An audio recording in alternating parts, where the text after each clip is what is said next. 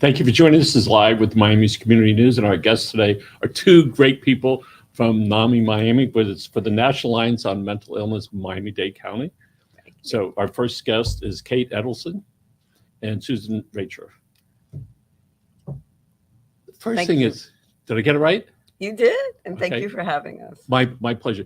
Let's talk about, first of all, what is going on in the social mental health issues, specifically in South Florida, and then also why each of you are involved in this. You're first. Okay. So there is a lot going on here in South Florida, Miami-Dade specifically. So part of what we do is a mental health education presentation for middle school and high school students. And so part of what I do is I train people to both give this presentation, and I am also a presenter. So we go into the schools, and one thing that I really noticed pre-pandemic versus post-pandemic is when I would go into the schools, I would talk to the kids, and they were really excited. And there was a lot of joy and fidgeting, and these were both from ages 11 to 18. Post-pandemic, now when we go into the schools, I've noticed a bit of a difference. The kids seem much more mature and much more willing to talk about what's going on with them. Before they were a lot more shy, and it's very different to see how much more open they are to talk about what's been going on. And going on meaning from the pandemic. Yeah, from a mental health perspective. And Ms. Susan, people want to know, why are you doing this?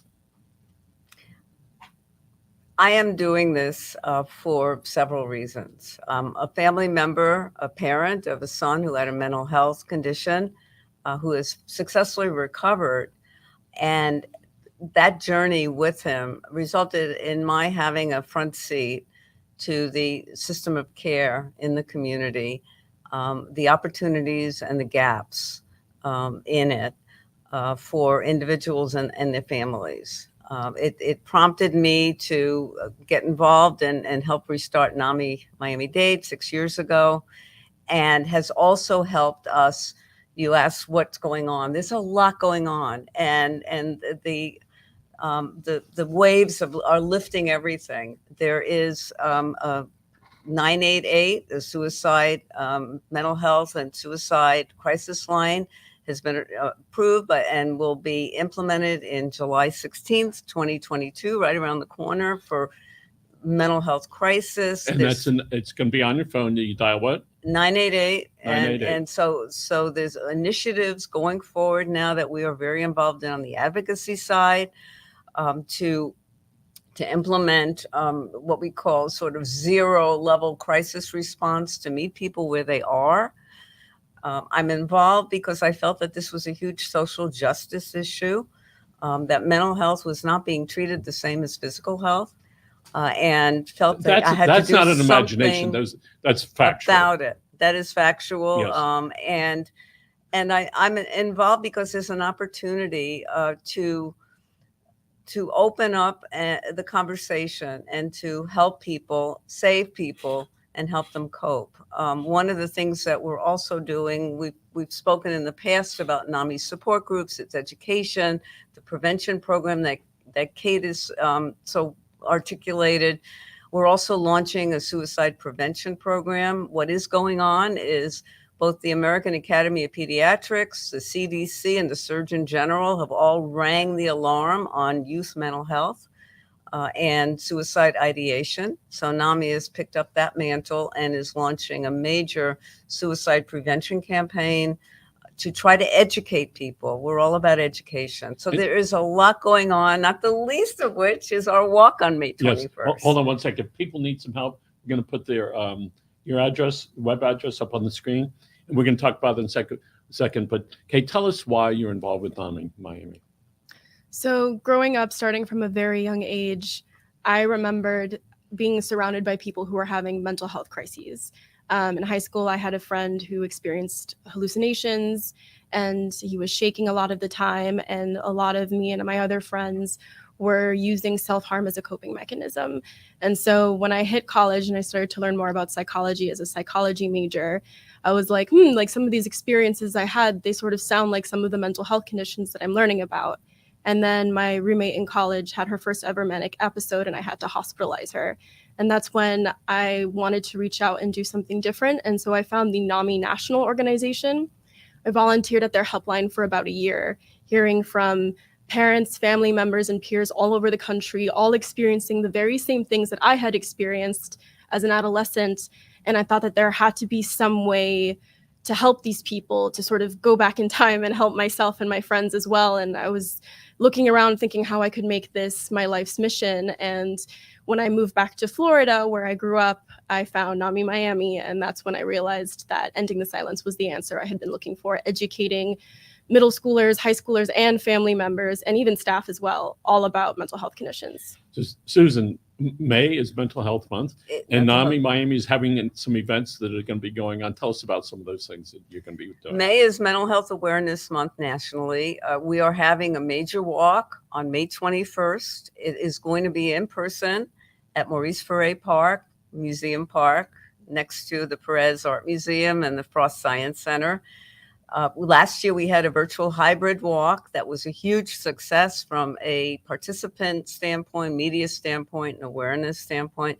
This year, we have even greater expectations for turnout and for messaging. It's really important that we have public events like this to message that people are not alone, that there are resources in our community, that we are a resource to connect people, and that mental wellness includes being able to speak out and get help when you need it for those moments when you're unwell. So May 21st. So we know if you have a broken finger, you complain to somebody, oh, should you go to the hospital, should not go to the hospital. When people are feeling anxious, lots of times they're so paralyzed that they're embarrassed about what to do or say.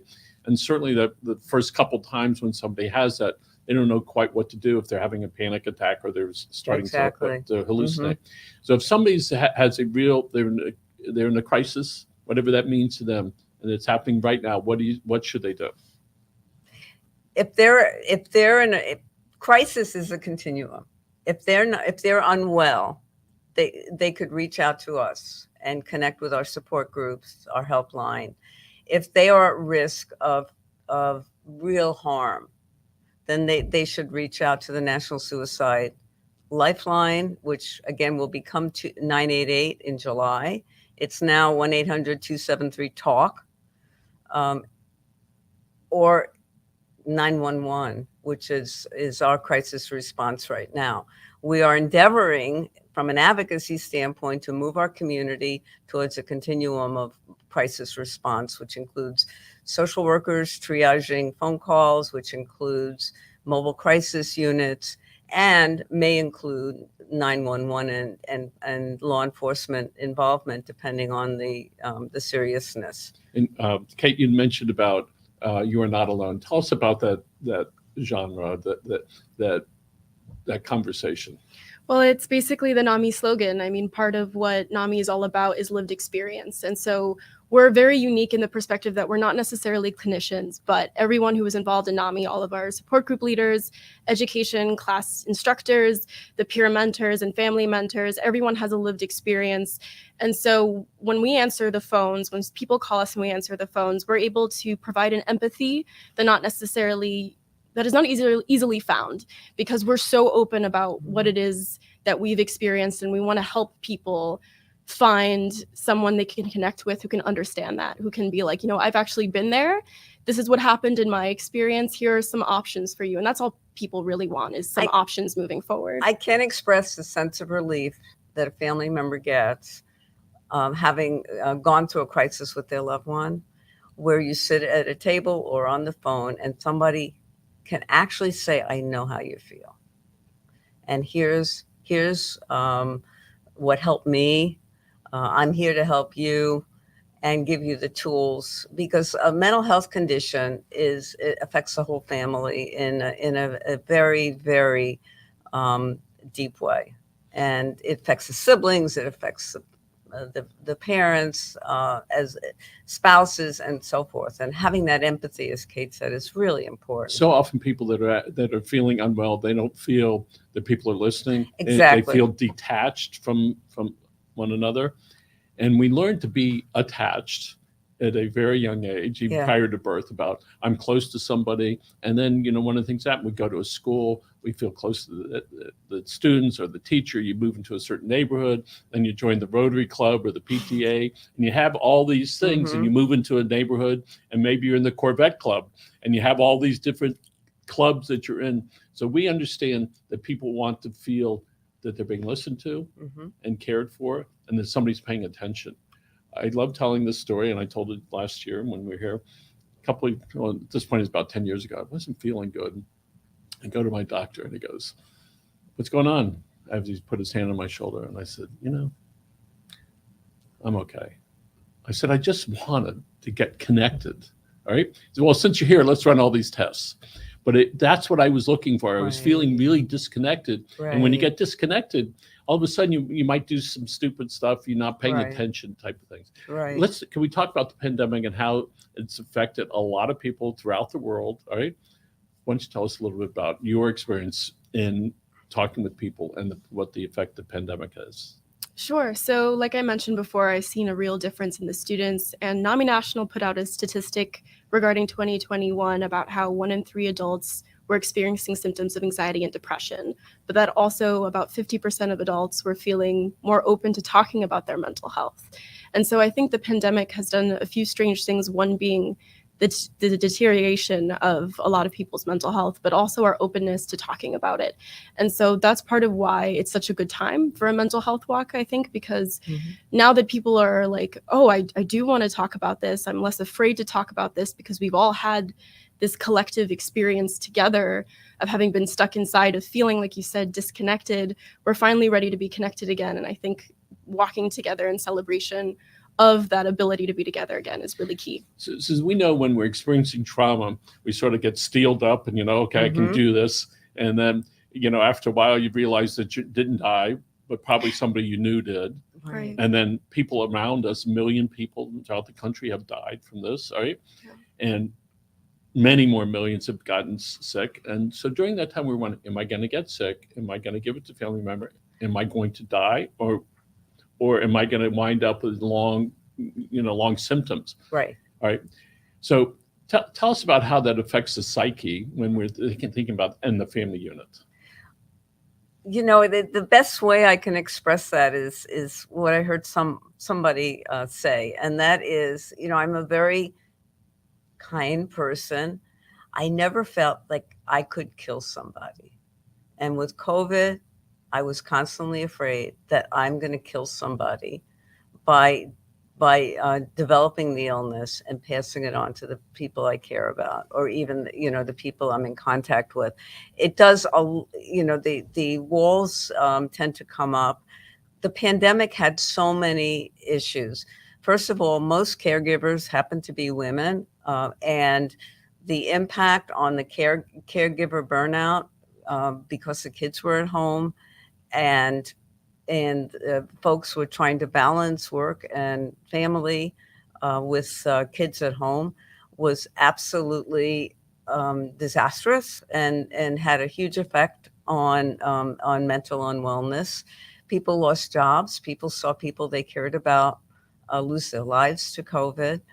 And then there was the isolation of not being able to celebrate milestones, not being able to go to faith communities. Every place that gives us fullness and solace in life was really shut down. Miami Herald last year did a video story about COVID, and they started it as soon as the COVID began. So they were on top of that. And it was filmed essentially at Jackson Memorial Hospital South Campus. It is a great series. There are 4 parts of it. And it shows that isolation, even between the physicians and healthcare givers, where we were isolated because we had this stuff in front of us, and patients by themselves and holding hands with people that were dying. All that affects deeply. Each of us, to a point to where that things that might not normally bother you do, because there's a tipping point for each of us. And for those, in socioeconomically challenging circumstances, the loss of structure, the loss of income, the loss of access to services had a profound effect as well. And I think that's why the statistics about high school students and their feelings of anxiety and depression are really off the charts at this point. We need to deal with that. And so we have the young children, the young people. That does not exclude their parents and adults No. from that. If anything, oh, I can handle this. Really? So if we would have known at the beginning what we knew after 2 years, Mhm. there would have been a whole lot more suicides. There would have been a whole lot more mental illness because we took a little bit of time. So during this time that it seems as though that it's going away, we want to feel better, but still there's that part of this, I survived it, all right? Well, yeah, it's a PTSD, Yes. post-traumatic experience for sure. And lots of people really have to do some self-checks and figure out, oh, I'm experiencing this, this, and this, and this, all right? And then you begin to realize that we're not immune to that. We're actually experiencing these things, maybe not exactly the same, but pretty close, right? Absolutely. And, and I think the message, though, is that community and support helps folks through that, and that they could come to us for free, arms around them in terms of dealing with these kinds of things. Years ago, there was in October, and it was the Breast Cancer Awareness Month. It was at Bayfront Park years ago, and I took these pictures, and I saw there, 3,000 women and men there. I started bawling like a baby, realizing that each one of those people had some direct effect on them, whether themselves or their family member. Right. And it seemed to be easier to hug somebody that had cancer than a mental illness. It's like, what's wrong with them? All right. But tell us how attending this walkathon is going to help people feel better about themselves. So, like we said, we've all been isolated, and we've heard some devastating stories. Just the other day, like talking about youth, I had heard about someone who was saying that their 8-year-old during the pandemic had been having panic attacks on like the Zoom every day because she felt like she couldn't properly do her academics. She didn't feel prepared for school. And then someone else had told me that at the beginning of the pandemic, their sister had developed an eating disorder and their parents had no idea. And eating disorders are one of the most fatal mental health conditions that are out there.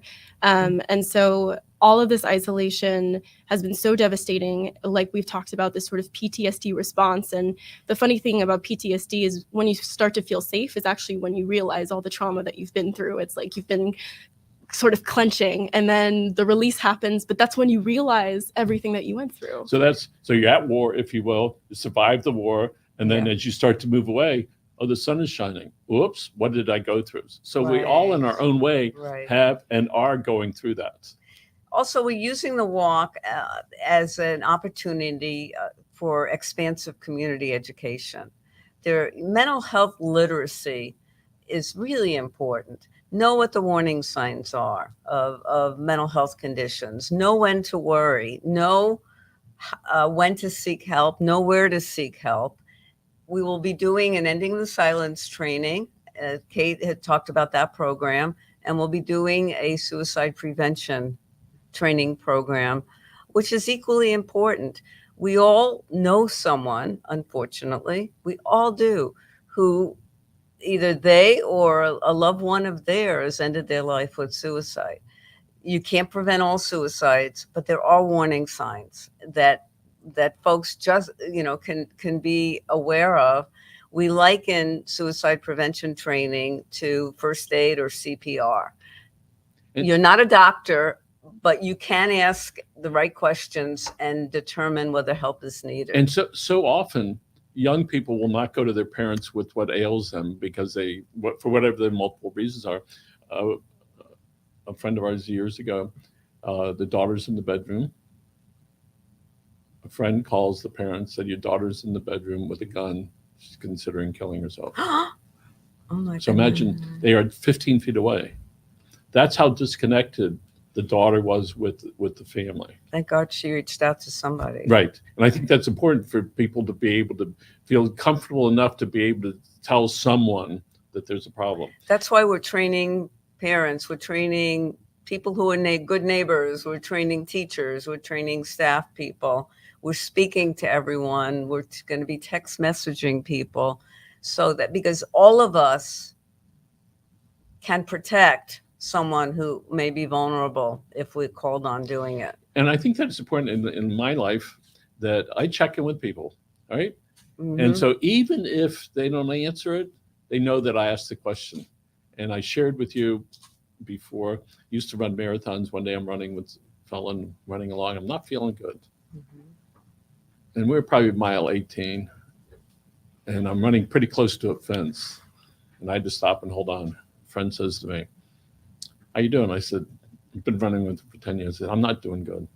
First time I ever said that, right? And he said, "All right, let's sit down." So we sit down, all right? And I see the fire rescue truck. And so I'm thinking, okay, so I can go over there. They're going to give me some IVs, blah, blah, blah. Anyway, long story short, we sat there for 30 minutes, got my energy back, and I finished the run. 15 years later, recently, he got COVID.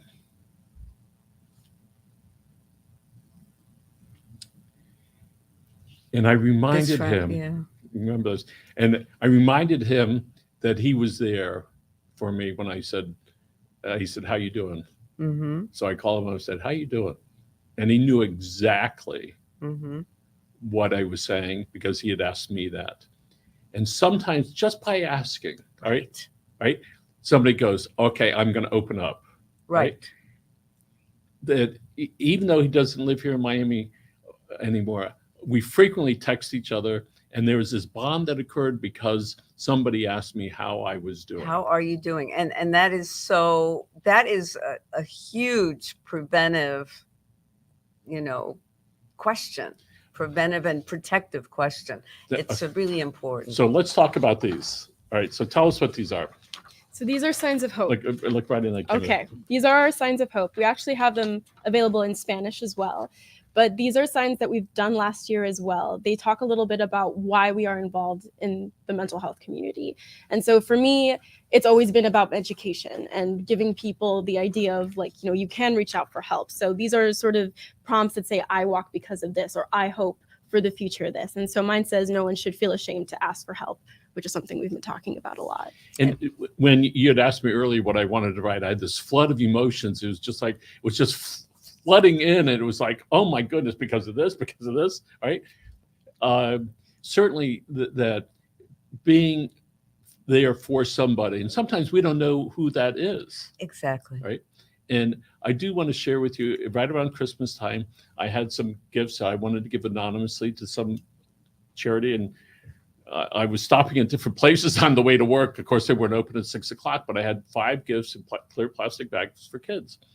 It's okay. Well, I'll give them out later. So I pull in the line at McDonald's, 6 in the morning, and there was some guy that in the drive-thru, the guy wanted to go in front of me. I said, "Go ahead." So I pull it. And when I go to pay, my turn, they said, "The guy in front of you paid for that." And I said, "Boy, I'm really touched." And then when when the lady hands me my coffee, I look at this lady, short lady. She obviously is not born here in Miami. I'm imagining she's got 4 kids at home. Mm-hmm. It's 5 or 6 o'clock in the morning. She's working there. I look over the front seat of my truck. Good for you. And I started handing her these bags with gifts in them. "Poppy, thank you. Right? And I knew that I really wanted to get this done when I reached across the front seat to the floor on the passenger side and handed her the 5th one. And doing that meant so much for me to be able to do it, because I was wondering where I was going to go to do it. And I'm going, this is it. You don't have to look anymore. People to people. Right. And you never know when that opportunity is going to happen to where we can help and reach out. Absolutely. Right. And we welcome the community to attend the walk.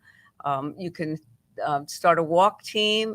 We're looking for sponsorships as well. We have a list of amazing sponsors so far, but there's room for more sponsorships. And the proceeds from the walk allow us to offer everything we do for free. No questions asked. That is an amazing thing. So people can call up and say, "I need some help." All right. And then you're gonna chat with them. All right. And you're gonna get help for them. Exactly. Right. I recently, it must have been a year ago at this point, somebody called me and said, "Listen, I'm having a problem with my child. He's trying to hurt me." not himself, but her. And I said, wow, all right. And I never received a call like that before, but I realized because he felt comfortable enough to be able to call me that I was going to judge that. And I know from what you're saying, not judgmental. Here's where you're at, and let's get you some help. So if somebody needs to be able to talk to somebody, you're going to take care of that. If they need to wind up getting more significant care, you can take care of that. We have 9 support groups a week on Zoom for individuals with mental health issues and challenges, and for families, including young adult group and including a group for parents of young children. And certainly the support system is, it's almost a requirement that the family unit is there understanding what's going on. No different if you're taking care of an elderly parent, you got to know what to do. Yes, and it also helps, and certainly I'm speaking from my own experience, it helps to know how to meet your loved one where they are, not where you think they should be, but where they are at that moment, to build that trust so you could figure this out, you could heal together. And there is part of, in the mind, there's an acceptance of, this is where I am. Okay, now what?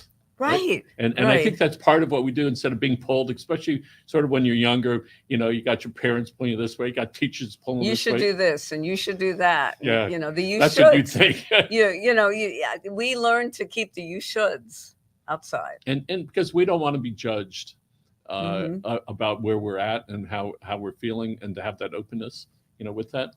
So again, there's going to be a walk on May 21st, all right? Museum Park. I know the area well.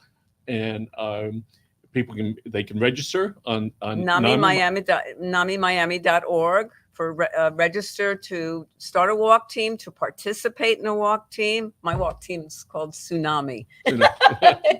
and to sponsor us. All right. And people can, if they're interested, they can make a donation if they want to. They can do that independently, right? But what's the bigger picture is how to get more people involved. Visibility. Yes, so that the stigma is less and less and less. And I remember studying in this arena years ago. I said, why is it I could get a broken arm and get more acceptance, more treatment than I would for some internal issue of neuroses or anxiety or whatever it happens to be? And it's good to see it's moving along, but something has happened recently for more awareness and funding. Tell us about that. We have 5 minutes left. There was extra funding that came out for mental health across the country. From the state and from the federal government, and it's lifted up opportunities for us to do more in the community. I'm going to guess that if about a third of the people have families or their extended families have a drug, alcohol issue, that a pretty big percentage of people have some sort of mental condition. Big percentage, I suppose. Absolutely. All right. And when Alex Pinellas, former mayor of Miami, was our speaker at Casa Cuba a couple of years ago, and he spoke about mental illness. His brother was schizophrenic and eventually killed himself. The room was filled with people that cared a lot about that arena. I was so moved by his talk and the people that were there in that arena that somebody came to me and said, Michael, I want to meet that woman who lost a child. All right. I took her over. I'm crying like a baby. I see some big black guy who's working. I went over to him. I don't know him. And I go, I want to thank you for doing what you do. All right. That was it. All right. That certainly you come from a loving and caring place, and it matters to so many people, including myself. Right. So again, people can find you on the website. I think it's up there. And please reach out to call us 305-665-2540 if you need any help. Zoom support groups are really effective. They work. This is all evidence-based work. We're the local affiliate of a huge national organization. We have all the resources of that organization. And please join Kate and me at the walk. It's going to be great fun. There's going to be music. Matt's playing. Yes. And in a couple months, there's going to be a number that they can dial on the phone. What number is that going to be? It's going to be 988 starting after July 16th. That is an amazing accomplishment for people that push so hard for that. My hat's off to everybody, including yourselves, for making that happen. And it's an opportunity for us as a community to revisit how we're dealing with mental health crises. We have 2 minutes left, and you have 30 to 45 seconds to look into the red camera and talk to some young person out there. So coming from a place where I used to use self-harm as a method of coping, there are better ways for dealing with whatever it is you're going through. And if you need to talk to somebody, there are a number of resources out there. 305-665-2540 is our phone number. You can also email help@namimiami.org. And I'd like you to know that you are not alone. Wow. And Susan? Thank you. All right. And for family members, we are there to educate, to help you increase your literacy, to give you tools to communicate with your loved one who may be struggling. Just in English know, and in Spanish. In English, thank you. In English and in Spanish. So just know that that there is hope, there is help, and we all can heal together. And that's what NAMI's reason for being is, and we're fulfilling that. Thank you, both of you, for being here, for doing what you do. Again, our Thank guests you. today are from NAMI, Miami. You can find them on the website and all over Google. Congratulations on doing what you do and for taking Thank care you. of all of us. Thank you very much. All right. Folks, thank you for joining us and have a great day.